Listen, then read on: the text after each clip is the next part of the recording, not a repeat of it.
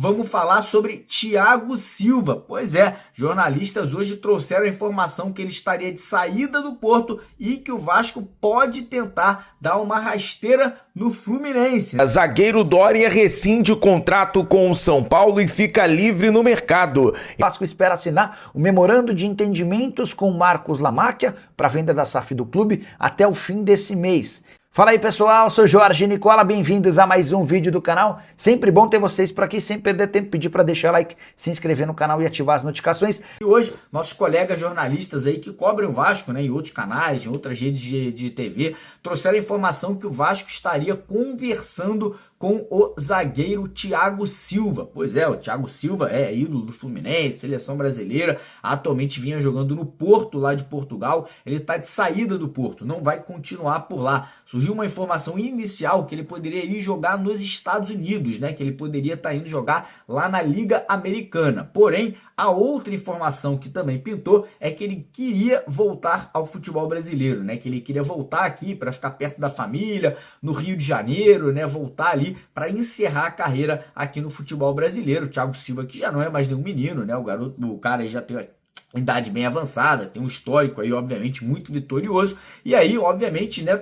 Todo mundo pensa, Thiago Silva voltando para o Brasil, vai para o Fluminense, mas parece que o Vasco estaria ali tentando dar aquela rasteira, né? Tentando convencer o Thiago Silva a atrair, né? Atrair o Fluminense e vir jogar no Vasco da Gama, né? Um jogador que conhece o Renato Gaúcho, tem histórico com o Renato Gaúcho, né? Já jogou com ele, um jogador muito experiente. Com certeza não é mais um menino, não é mais um jogador aí de 10, 15 anos atrás, mas vou ser bem sincero, para a zaga que nós temos hoje, Thiago Silva seria titular absoluto, seria ali sem sombra de dúvida um jogador muito importante aí para essa composição de elenco vascaíno. Quero saber sua opinião aqui embaixo nos comentários do nosso vídeo. Você traria Thiago Silva? Você acha que é um jogador muito velho? Você não traria? Qual a sua opinião aí em relação ao jogador Thiago Silva aí podendo ou não vestir a camisa do Vasco? Agora deixa eu falar um pouquinho sobre o mercado da bola, porque hoje o zagueiro que atua tanto pelo lado direito quanto pelo lado esquerdo, Dória, que estava no Atlas do México no passado, foi sondado e especulado no Vasco na última janela.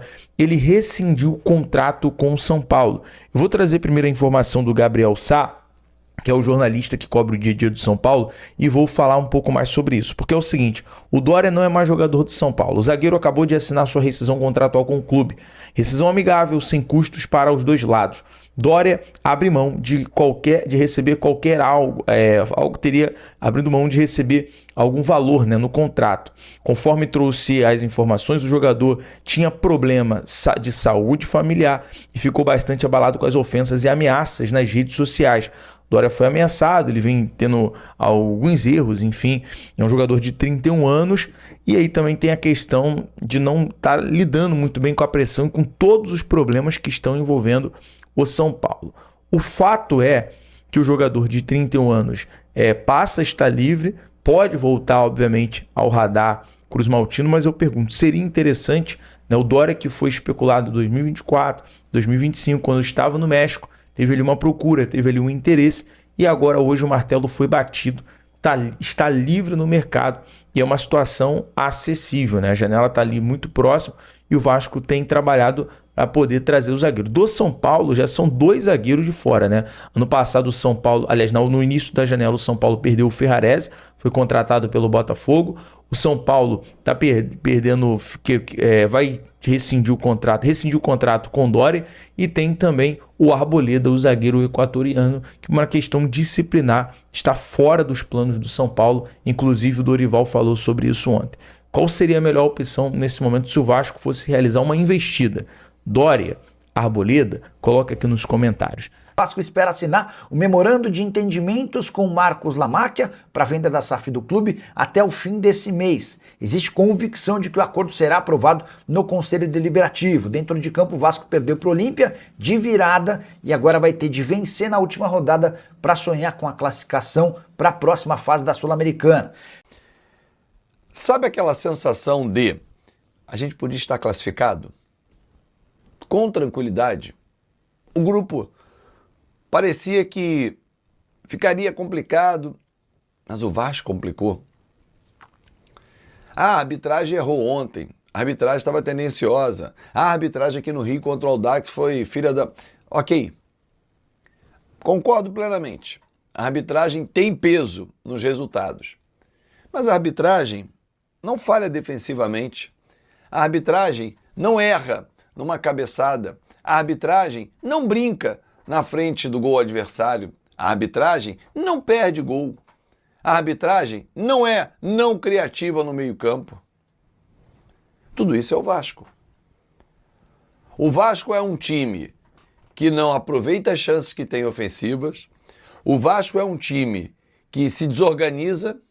O Vasco é um time que falha demais defensivamente. O Vasco é um time que cai na pilha do adversário na maioria das vezes. E o Vasco é um time na Sul-Americana que não quer realmente nada com nada. Aí você vai dizer, pô, Fábio, mas o técnico já disse isso, que a prioridade não é a Sul-Americana. Não ter como prioridade não significa largar a competição. Quando tem um elenco curto, o foco tem que ser na principal competição, que é o Campeonato Brasileiro. Aliás, competição que o Vasco poderia estar mais acima. Também por sua incompetência, pelos seus erros individuais e coletivos, está na segunda página da tabela. Está tudo muito embolado, mas o Vasco já poderia ter desgarrado ali. Só que você vai largar a Sul-Americana podendo, nesse momento, dizer que você estava classificado? O Vasco poderia dizer hoje, já estou classificado para as oitavas. Nem fiz força. É verdade. Cara, abriu 1-0 contra o Olímpia. Se você não viu o jogo, foi exatamente isso. O Olímpia em cima, sufocando, o árbitro errando, o Vasco errando, entregando a bola de forma burra. O Vasco devolvia a bola para o Olímpia, pegava, pum, devolvia. Jogadores individualmente muito mal. O David horroroso, o Tietê horroroso no jogo, nada. O David não conseguia segurar uma bola, fazer uma parede, um pivô, nada. E a gente insistia, bola longa no David, bola longa no David. Até que a gente fez um gol. Final do primeiro tempo, coxa de cabeça, pronto. Aí volta para o segundo tempo. Falei, cara, agora de forma inteligente, organizada, vai trocar passes. O Marcelo Salles vai mudar a equipe. Vai botar o moleque para jogar, um Bruno Lopes, ou o Andrei, o Zucarello no meio, ou o JP. Nada, voltamos com a mesma equipe. O que aconteceu? Qual foi o enredo? Olímpia em cima, que era esperado. Criamos chances. Aí o seu Rinestrosa resolve brincar. Faz graça, não finaliza. Nuno Moreira faz graça, não finaliza. Perdemos 2 boas chances. Sabe aquela frase que quem não faz leva? A bola pune. Frase do Muricy. Tudo isso se aplica ao Vasco. E o Vasco se pune. O Vasco, ó, chibata nele. E no pobre do torcedor. Aí, claro, que o Olímpia pressiona, o Vasco falha individualmente, com os seus zagueiros limitados tecnicamente, que nessa janela o Vasco deveria fazer uma limpa, o Vasco falha e perde o jogo. Poderia hoje estar classificado, mesmo com tantos erros. Aliás, com tantos erros não dá para classificar, né? Mas mesmo que não quisesse, fez uma força para não classificar, mas dava para classificar. Era ter vencido o Barracas Central lá, era ter vencido o Audax Italiano em casa. E olha, terceiro jogo seguido que o Vasco tem um jogador expulso, e bem expulso ontem. O Mutano acertou realmente o adversário. Aliás, não teve uma boa atuação. Ele e o Inês trouxe. O lado direito foi um horror do Vasco. Mas é um garoto, você não pode jogar fora, pelo amor de Deus. O garoto da base, que vai ser muito útil. Mas assim, a gente olha a competição e agora começa a fazer conta. Não, vence o Barracas Central, o Audax Italiano vence o Olímpia no Paraguai na última rodada, quarta-feira que vem. 2 gols de diferença, aí a gente avança. Pô, é sério? Sabe qual é o cenário que vai acontecer? O Olímpia vai ganhar ou empatar em casa, passa em primeiro, e nós vamos ganhar o Barracas Central e vamos passar em segundo, tendo mais 2 datas depois da Copa do Mundo. Foi isso que o time arrumou. Mais datas num calendário já apertado. Aí a pergunta que fica, precisava? Então muda a página. Vamos olhar para frente. Campeonato Brasileiro domingo. contra o Red Bull Bragantino. Ah, vem força máxima aí, vem o time que erra. Vem um time que erra. Robert Renan erra, Saldívia erra, Cuesta erra, Léo Jardim pega muito debaixo da trave, mas quando tem que sair do gol, erra. Ontem acertou mais do que errou, mas voltou a errar. Não sai a bola cruzada na pequena área e não abafa o cara. Os nossos atacantes não fazem gols. Os artilheiros são volante, lateral. Ah, tem um atacante no meio. Absurdo. Aí quem entra no jogo de ontem, tendo a oportunidade, come e dorme. Foi lá para fazer free shop. O jogo de ontem era um jogo para quem não está entrando regularmente no time principal, mostrar ao Renato, que ficou no Rio de Janeiro: Renato, tenho vaga no time, olha aí, ó, à minha disposição, olha o que eu estou fazendo. Não. O JP entrou mal, o Matheus França fez o de sempre, entrou mal no jogo. O Rinestrosa jogou mal. Porra, você não aproveita a chance. Mas aí, o que vai acontecer domingo? Provavelmente, David, Rinestrosa, Tietê terão oportunidade. Porque a meritocracia no Vasco é: jogou mal, tem chance. Jogou bem, não tem chance. Porque contra o Audax, o Matheus França entrou bem. Foi decisivo naquele jogo. E não jogou mais, voltou a jogar ontem. Eu não consigo entender.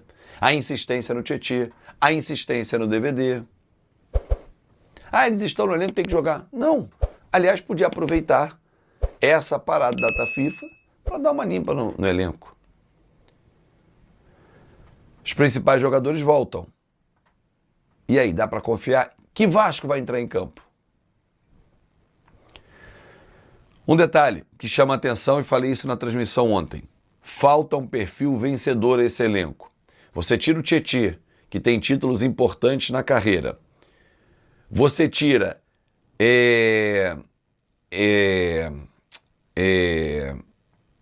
não tem mais.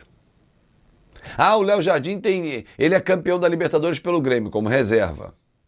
Ah, o Hugo Moura foi campeão pelo Flamengo, reserva. Falta perfil vencedor a esse elenco. Porque quem é vencedor vai se incomodar com a série de erros, vai se incomodar com derrotas, vai se incomodar em não brigar por títulos. Você até pode não ter a sua carreira vencedora, mas o espírito de vitorioso, de vencedor, tem que existir. E aí, buscar quem tem fome. Quem não tem fome vai olhar o prato de comida e vai ficar ali beliscando. Mexe daqui, dá uma garfada, mexe dali, comida para um lado, comida para o outro, conversa, mais uma garfada. Quem tem fome não, junta a comida, garfo. É isso que tem que ser. Só para refletir. Você acha que ter o David no elenco, quando foi contratado lá atrás, já tinha o Ryan? Foi uma boa ou não? Você já tinha um moleque talentoso e de futuro. Aí você traz o David ganhando 700 mil. Você acha que vale a pena? E são essas contratações que vão impedindo a base ou quem já está no elenco, que tem qualidade, de aproveitar chances. Trazer mais do mesmo é rasgar dinheiro. Quer outro exemplo? Para fechar? A nossa zaga. Se nós comprarmos Cuesta e Robert Renan com os preços fixados, nós vamos gastar aproximadamente 80 milhões de reais. Será que com 80 milhões de reais, que a gente está disposto a pagar, vai pagar nos dois, né? A gente não traz um capitão, líder. Ah, Fábio, mas um cara com esse perfil não vai escolher o Vasco, ele vai escolher quem joga as grandes competições. Pode ser. Mas a gente não descobre, então, 2 jogadores com fome, com menos do que isso. Olha a Série B. Há jogadores de qualidade. Agora, se ficar escolhendo os preferidos dos treinadores, vai ficar com o Brenner da vida, vai ficar com o Matheus França da vida, e por aí vai. Fala galera, beleza? Mais um vídeo novo pra vocês. Já dá aquela moral, deixa seu like, compartilhe, já comenta aí embaixo e não esquece de se inscrever no canal pra não perder nada, hein? Porque aqui tem vídeo novo todos os dias. Forte abraço, galera. Fui!